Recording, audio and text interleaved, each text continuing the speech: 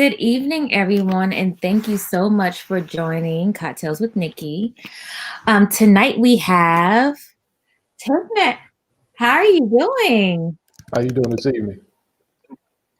I'm doing well. Please introduce yourself to everyone. Hey, my name is Tigner. What do you need to know? I am Tigner. I am a brand strategist. Work for Black media publication, rolling out. What else you need to know?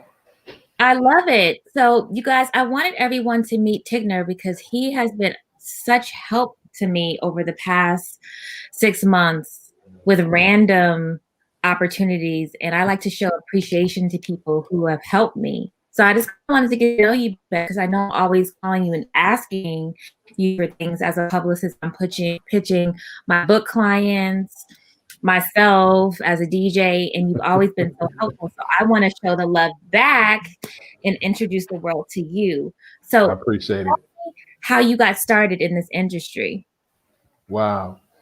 It, starting in this industry was kind of by fate, I would say.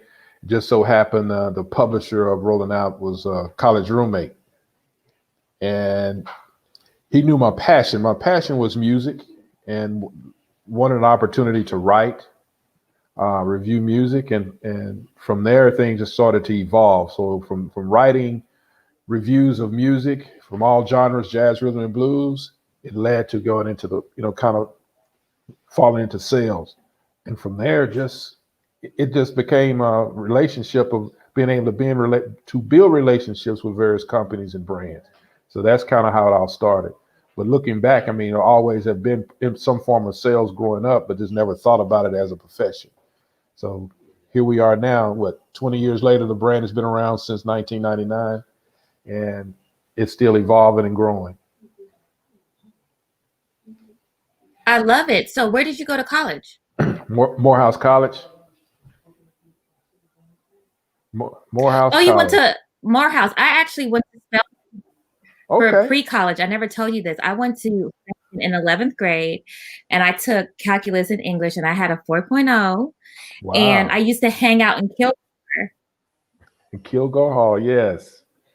Yes. Yes, I used to hang out in Kilgore. Awesome. Love it. So what did you study while you were in Morehouse? I actually studied broadcast management. Was a communication major. So I spent a lot of time on Clark College's campus. TV production broadcast manager was the major. The intent was to, I always wanted to be a DJ.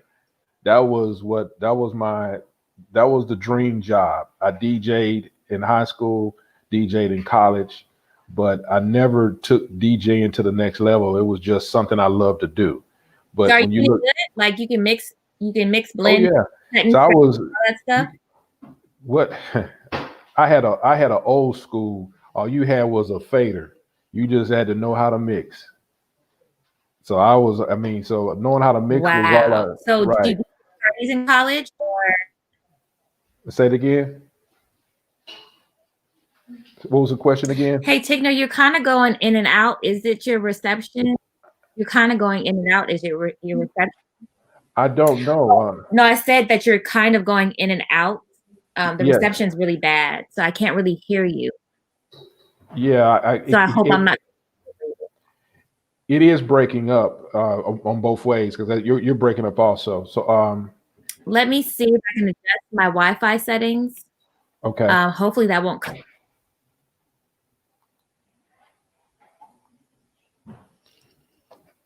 Is that better?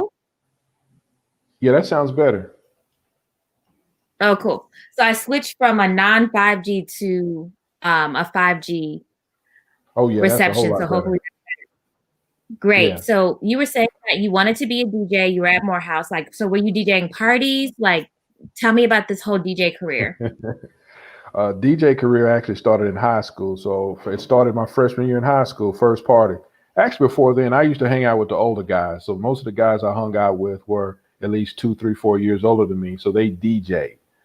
So I didn't know what it was called. I told my parents that I saw this box that you had to have two turntables and you had to slide, I described it. So we actually found this box and I bought it. my freshman year was the first time I actually DJ'd a party in high school. For it was I can't remember the name of the club. It was a black club. We call ourselves the Afro something, Hmm. but I DJ'd that party, and from that point on, I actually DJ'd pretty much across the city.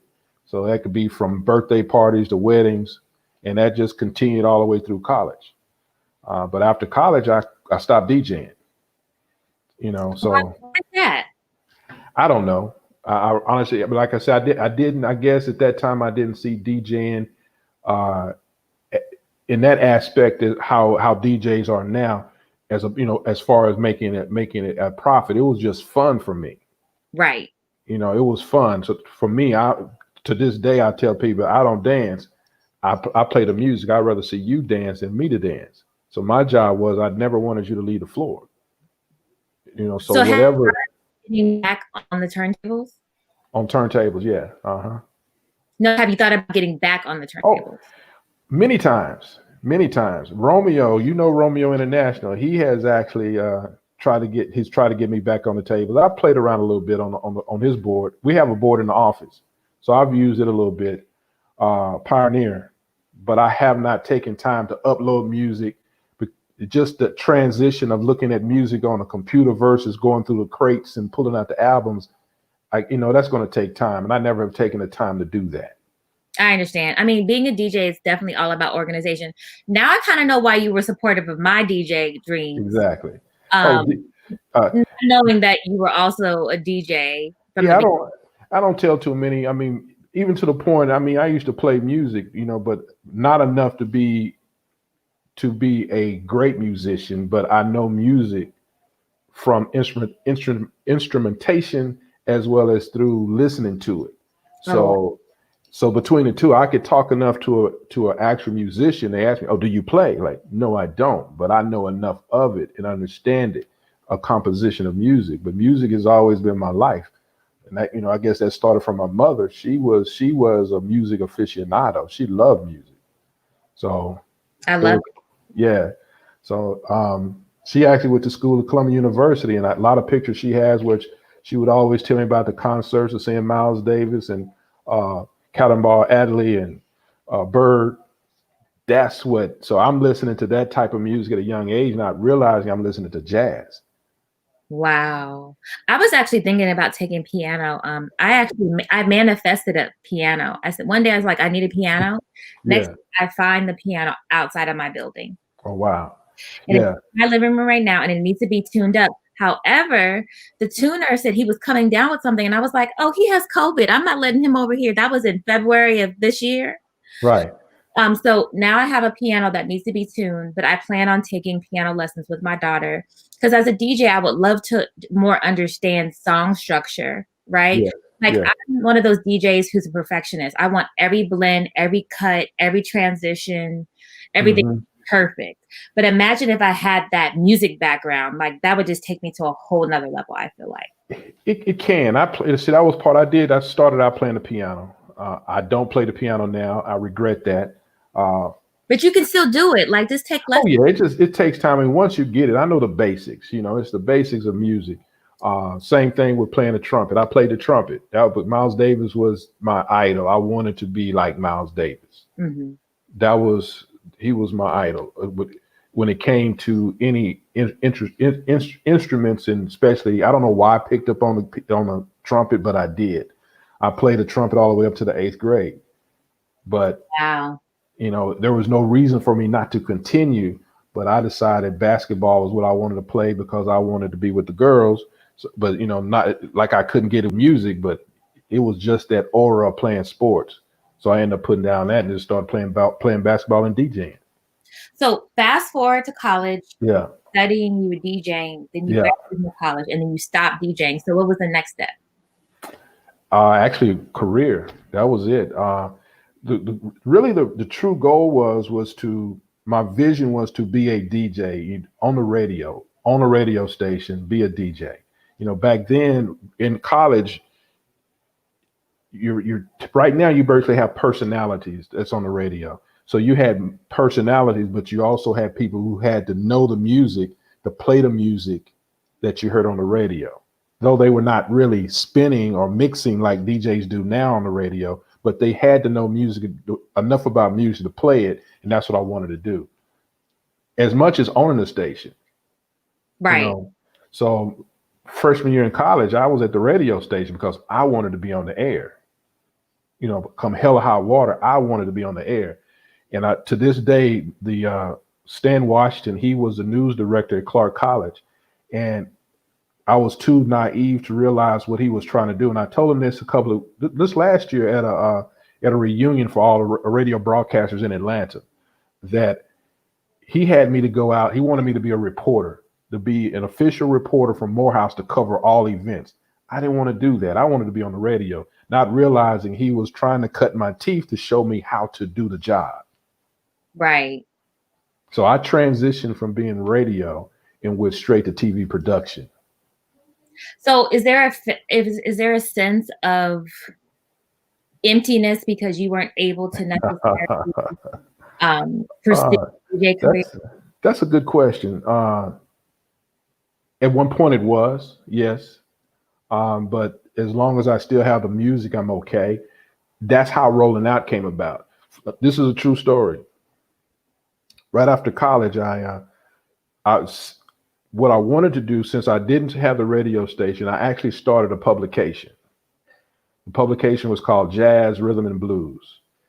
And the intent was it was supposed to be a combination of Ebony, Jazz's magazine, with basically covering Black music. Munson Steve, who is the CEO of Rolling Out, I saw him over in West End, which is near the college campus, and he knew about this vision of mine. So he asked me, "What do you want?" I told him, "I want to create this publication, a glossy publication." He said, "Don't do that." He said, "You need to do newsprint." I said, "Man, who wants to read a newsprint?" He said, "That'll be the next best wave." A few years later. And is that, do you mean by newspaper? Like exactly. what? Just put it in newsprint. Okay. Less than 10 years after I said that, that's how Munson started a publication called Direct Wire, which is a glossy publication.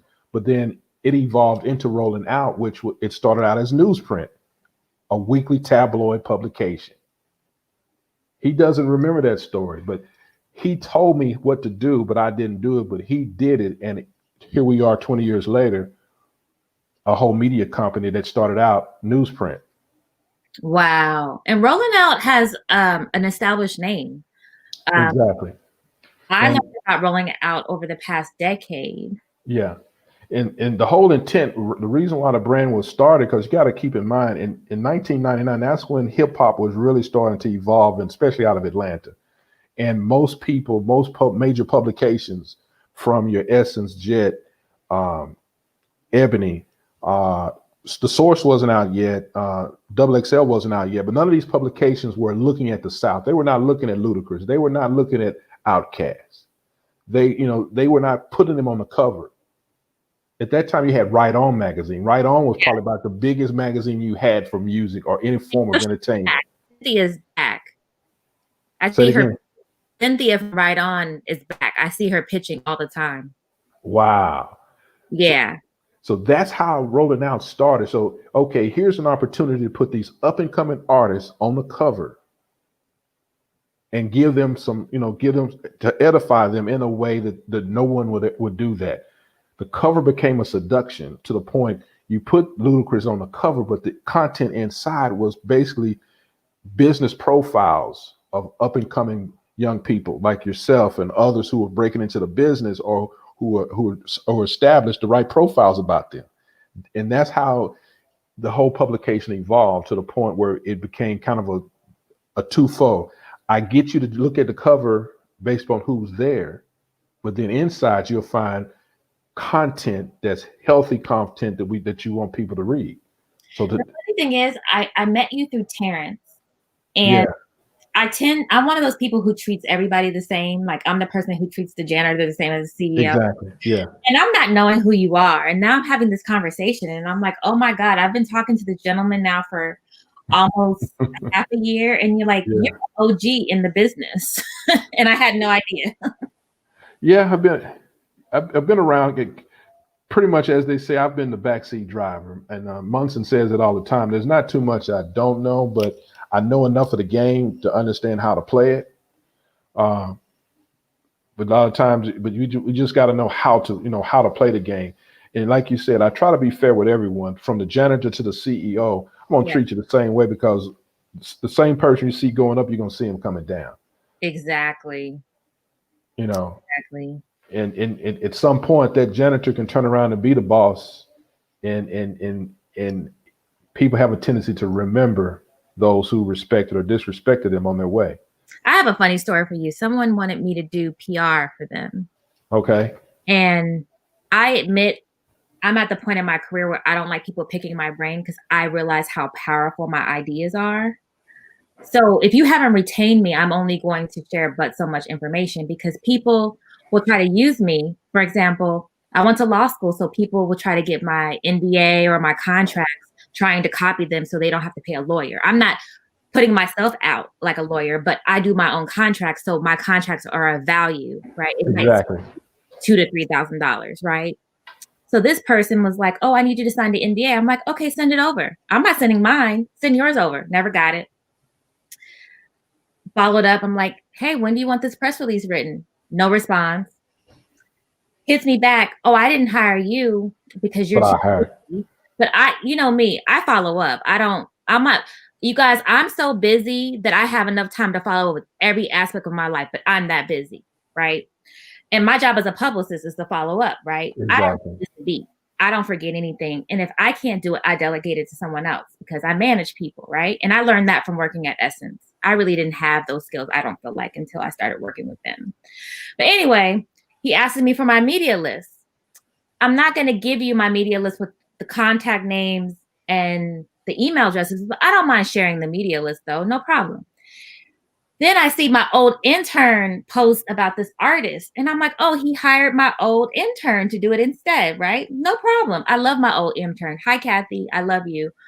So I hit him up and I said, "Oh, you hired her. No problem. It's all love." I'm like, "Did you share my media list with her?" "Oh, no, I didn't do that." "Oh, no." I'm like, "No problem. I'll give it to her. Have a good night." Yeah. The games that people play in this industry to elicit information and waste of time and trying It's true. For to every person who knows me, stop people who know me, for everything. I would rather for you to be honest with me and to tell me what you want than to try to run game on me. Right.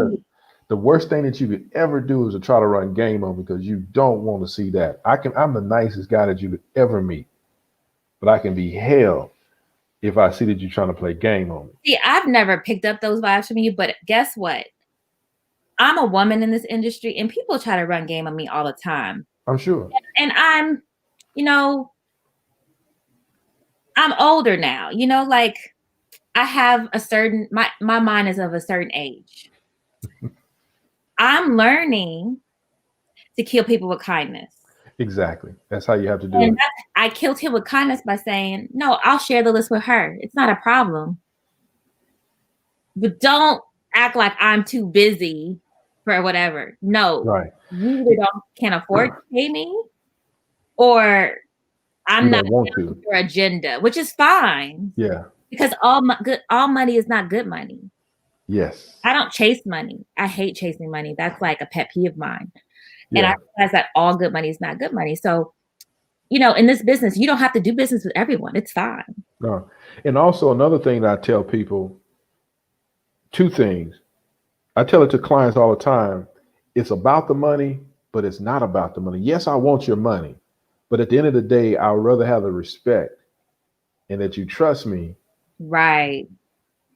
Than to say, "Oh, I got." The second thing is that if people, not just black folk, but if everyone who opposed chasing money, there's enough money, even in this COVID time, for everybody to get a slice of the pie if we learn how to do it the right way. Right. It's enough money. I'm definitely never going to trip over press release money. Like it's whatever, but people really try it in this industry, and it's just good to meet genuine people like you who want to help out and who, follow up and show favor. And we're building a relationship. And that's what this whole industry is about. Exactly. And one thing I'm gonna put this out in the air as being a publicist, and I tell this to publicists. I don't think I've ever told you this, but I tell this to publicists all the time. I know what your job is. Your job is to get as much content on your client as possible. That's part of what you've been retained for. How can you get coverage for your client? I understand that. But one of the things and I have a few publishers who understand this and have come on board to work with me on it. What I say is that I can give you editorial all day long. That's real easy. But how do we create a relationship to the point that with your client that we can create events or activities or activations that will be win-win for your client and for you and for me? Right. That could be as little as $500. Then the first thing when I say, "Oh, I don't spend money," I know you don't spend money, but for $500, I can do way more with $500 than you just getting a write up in the paper or online. I can do an event. I can do an experiential. I can do a whole a wind up or come on one of the shows similar to what you did when you came on as a DJ, and we do a whole hour of just your client and an activity. That is more valuable for a client than as well as the write-up. Yeah, I mean, I worked at Essence in experiential, and I realized the power of events coupled with editorial, social, and marketing, right? So it's very powerful. And I've actually translated that skill set into my PR company. That's and good. I even got recently, I have been doing this thing called Small Business Saturdays.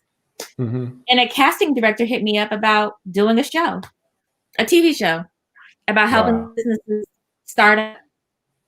I mean, people just don't realize it's not, sometimes you just have to create the content and get it out there. Events don't take a lot of money. You just have to be creative. Sometimes you do have to cut a check, fine, but it's an investment and it's tax deductible. I don't understand people, and they don't understand that this is all tax deductible, but hey. Hello. Yeah. But I totally get it, and I so appreciate you. So how long have you been at Rolling Out for? Wow. Let's see. I worked. I started working for Rolling Out in 2001. I worked for 6 years for Rolling Out. Got frustrated and left, and came back 11 years. I was gone 11 years. So I came back 4 years ago. Wow. So in between, yeah. But in between that time, I mean, because of my relationship with Munson, he would call me and I would still do projects on the side. But so I guess that would be a total. I've worked in whole probably about 10 years with Rolling Out. That's tremendous. So where do you see yourself at Rolling Out in the next 5 years? What are some of your goals? Wow, I've thought about that. In 5 years, I really don't know. In 5 years, I know we will definitely have a TV station. So I would probably at that kind of full circle now, because that from college, the intent, we actually was doing TV at that point. TV was kind of what became my baby. But I never really got into the industry because TV, as you know, can be very fickle, coming up as far as how do you get to the point of making money, because now what I would have been doing is now automated. Everything in TV is automated unless you are the producer of a show. Can you explain that to me? What do you mean by automation? Starting out, most people outside of producing a show, before you can really start producing most shows, most people start out as either being in front of the camera as a reporter, or you behind the camera as being the cameraman or the engineer. So I have some friends who work for local affiliate news channels. Some still do. At one point, you had tons of cameramen are engineers who work behind the scenes. But now because Yeah. of technology, more people, more reporters are using their cell phone. They use their cell phone. You know, Oh, you know, so, wow. so things. I mean, it's not the same as it was at the time. 10 years ago. Just in 10 years, 15 years has changed. Because now you can do dang near everything on your phone. There's not too much you can't do. If you have an iPhone 8 or higher, you can do just about everything on your phone. Yeah, I got a call from Germany today from a gentleman who wanted me to do PR for one of his artists, and he said something about hiring camera crews um, for a video. And I said, well, as long as you have an iPhone, can't you just send me the footage and we can work with that? Yeah, but see, and also if you notice, a lot of these young artists, they've gone out and got what do you call them, DLR cameras, Yes. and what used to be thousands of dollars to buy equipment to go do a shoot, like this guy was asking you, you can go spend and get a good camera for $3,000 and have a whole setup, and you can produce HD quality content. So with how technology is now, you can create movies with your phone or with a nice high resolution camera. You can edit it on your computer. A lot of that stuff, you had to go farm that stuff out and spend thousands of dollars for editing. You can go buy the program for $300 and you have final cut, high quality editor edited done. Wow. That's why you see so many of these artists who are doing so well with making great movies and videos, because it's so inexpensive now. Now, film is still film, so when they shoot a movie, they're still shooting in film. But for most guys, they shoot everything in digital. I don't think you know this. I own a film festival. Oh, no, I did not know that. It's called the Bedside Film Festival. I'll text you the link so you can register for it. But I've had it now for 3 years. When is it? It's next Friday. Wow. Yeah, we need to figure out a way to merge all this together, because we have something that's coming up December the 4th, 5th, and 6th. It's a retreat, peace and purpose, mind, body, and soul. I love it. I love it that you guys have been doing events. Somebody who asked me to reach out to you, Brian. You know Brian from Chicago from Red Entertainment. Yeah, Brian Thompson. Red Level Entertainment. He asked me to reach out to you. He was like, "You should hit up Rolling Out and do events for them since Essence has furloughed everyone." Yeah, Brian. I mean, if I talked to Brian just the other day. Yeah. Yeah, he's moved to Arizona. Yes. Yeah. I met Brian probably All-Star Weekend, LA 2004. Okay. Yeah. So, but yeah, this event it's definitely it's really for men and women, but it's the biggest thing for women. It's going to be Peace and Purpose is actually a brand. Have a 100-page coloring book for women that is actually a great book. So it's going to be a series of from meditation to health and wellness, art therapy. All this is for 3 days. Guest speakers, authors. I love it. You know who would be good for the art therapy? Leroy. You know who Leroy Campbell is? No, I don't. I'll send you. I have some artwork here of his that I can show you on the phone. I'll send it to you. He would be good. And I also work with a celebrity Pilates instructor, but she also does like fitness consulting and life coach type stuff. She might be good for it as well. Yeah. Send you her info. But yeah, it seems like you guys have so much going on. Try to. That is the one thing I can say. What the sustainability has been. How do you keep yourself relevant? Because we see too many, iconic publications falling by the wayside. Who would ever thought that Ebony would be closing? No, I think they're relaunching. Yeah, but hopefully it can relaunch, because for every time a person has to do a restart, how well can you keep? How do you gain new audience? I hope the best for them, because they were iconic. That was an iconic publication. Everybody's house had an Ebony on the table. There's not a black house that didn't have an Ebony or Jet at any given time. I think Ebony was ran like a very small business. Yeah. And then I Yeah. think the Essences of the world are ran more like a corporate business. Yeah. Yes. I just remember pitching in one office and then pitching in the other, and they look completely different. But with that being said, also when you look at the platform of Essence, they also know how to stay relevant. That's really the key. You have to change with the times. We can go talk about brands. Look at BlackBerry. As great as the technology was at the time, it did not know how to evolve to the next, and they lost. Blockbuster. Who would ever thought Blockbuster would have waited? And now, and they couldn't evolve. Right. And just to think, we were spending $4 for a DVD or a videotape when this one Redbox come out and charge you $1 for the same thing.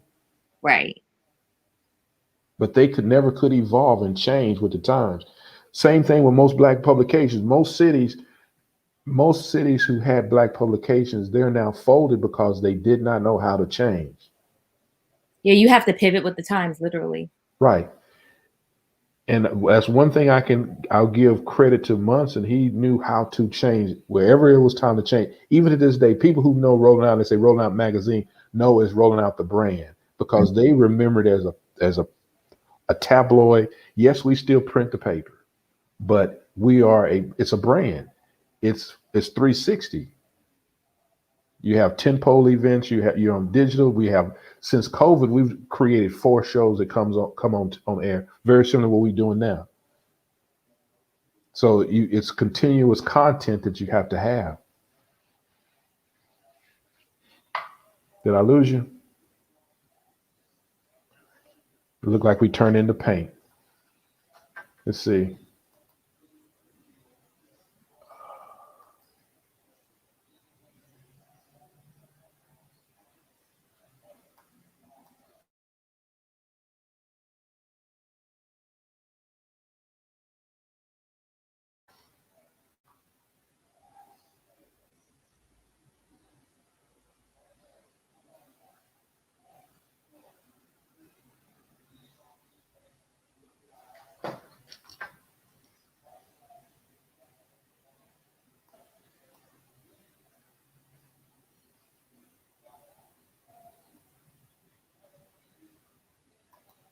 I completely lost you for a second.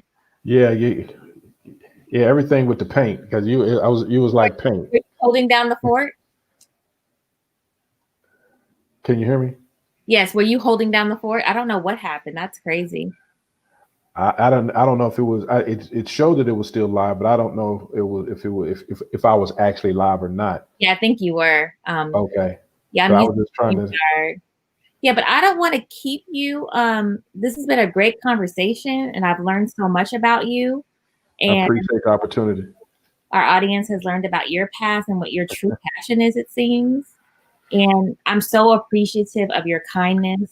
Now, see, I didn't even tell you the true passion. True passion is painting. That I mean, I could. Yeah, I don't paint as much as I used to. I'm literally mentally, I have some ideas that I'm going to sit down and start back painting. Well, you know, I'm an art publicist as well, so that's why I said that. I can show you. I'm in my room. Yeah, that's the reason why I said that, because I know that. I think this is Leroy right here. Oh, I know Leroy's work. Yeah. Yeah. It would be great for your event in December. Mm-hmm. Yeah. I'm actually doing a huge art show called Invisible with all Black artists. Their inspiration is being Black. I was inspired to do this exhibit because a client of mine told me that they don't practice tokenism and that Black artists tend to not be as technically good as that's crap. Other artists, and went on to single parent homes and literacy and all this other stuff. But then I thought about it and I said, but in my head, I'm thinking our ideas are better though, even if you think technically we're just not as good as other people. Was this person Black or white? Their ideas though. Was this person Black or white? White.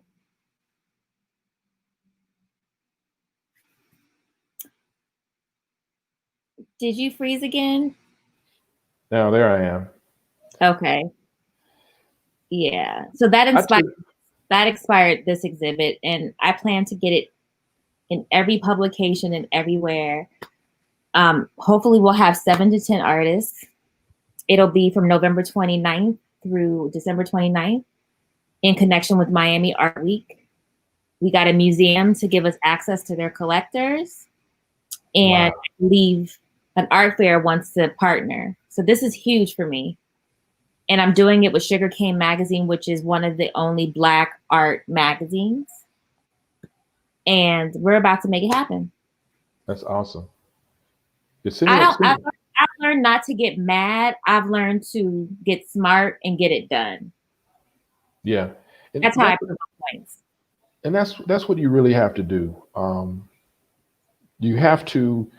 I've learned the same thing because opposed to getting mad, sometimes things happen for a reason, and you take that knockdown and take a breath and allow God, the universe, to come in and help you to realign yourself, and everything will fall in place. Right. It takes time to get to that point. I've learned that over the years because it's easy to get angry or mad about things when it happened because you wanted that to happen, and whatever happened, it caused it to.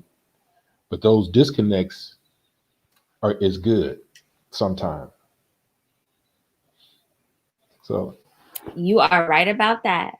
yeah, Well, I look forward to seeing some of your artwork. Can you send me some pictures tonight? I will. I'll send you a few some of my older stuff. I haven't done anything new in a while, but I'll send you some. I would Okay. love to see it. And we'll be talking. I Okay. appreciate you. Thank you very much And for the this was time. fun. Thank Oh, you no very much. problem. We'll All talk right. soon. Okay. Bye bye. Bye.